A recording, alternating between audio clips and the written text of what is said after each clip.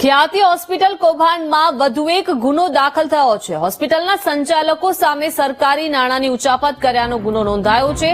અત્યાર સુધી 8 આરોપીઓ પકડાઈ ચૂક્યા છે, તો પીએમજે અંતર્ગત અનેક ઇમરજન્સી ફાઇલ મોકલીને રૂપિયા પાસ કરાવ્યા હતા। તો ખ્યાતિ હોસ્પિટલ કૌભાંડમાં વધુ એક ગુનો દાખલ થયો છે। હોસ્પિટલના સંચાલકો સામે સરકારી નાણાંની ઉચાપત કર્યાનો ગુનો દાખલ થયો છે। મહત્વનું છે કે અત્યાર સુધી 8 આરોપીઓ પકડાઈ ચૂક્યા છે અને તપાસનો ધમધમાટ જે છે તે તેજ જોવા મળી રહ્યો છે। સંચાલકો સામે વધુ એક ગુનો દાખલ થયો છે। સરકારી યોજનાના નાણાંની ઉચાપતનો ગુનો દાખલ થયો છે। અત્યાર સુધી 8 આરોપીઓ પકડાઈ ચૂક્યા છે, પરંતુ ક્રાઇમ બ્રાન્ચની તપાસ જે છે તે તેજ જોવા મળી રહી છે।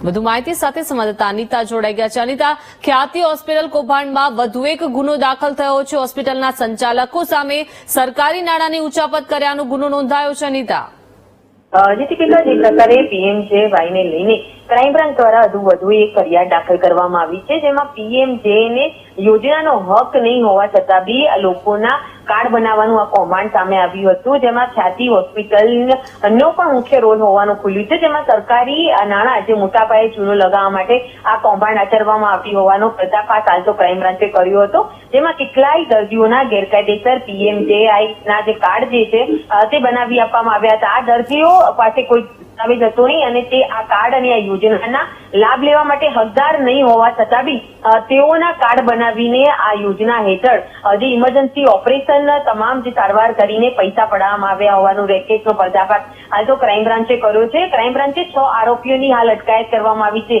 જે આરોપીઓ કાર્ડ બનાવવાથી લઈને હોસ્પિટલની અંદર જે લોકોને સારવાર આપવા માટે જે ડમી ડોક્યુમેન્ટ ઉભા કરતા હતા તેમાં મુખ્ય રોલ હોવાનું સામે આવ્યું હતું।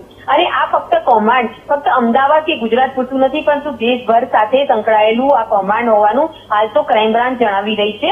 અને આ સમગ્ર રેકેટની અંદર ખ્યાતિ હોસ્પિટલના સંચાલકોની પણ સંડોવણી સામે આવી છે, કારણ કે જે કેમ્પ યોજીને જે દર્દીઓને લાવવામાં આવે છે તેઓની પાસે કોઈ ડોક્યુમેન્ટ નહીં હોવા છતાં બી તેઓના આ પ્રકારે પીએમજેવાયના ડોક્યુમેન્ટ ઉભા કરીને યોજનાનો લાભ આપતા હોવાનું પણ કૌભાંડ ખોલ્યું છે।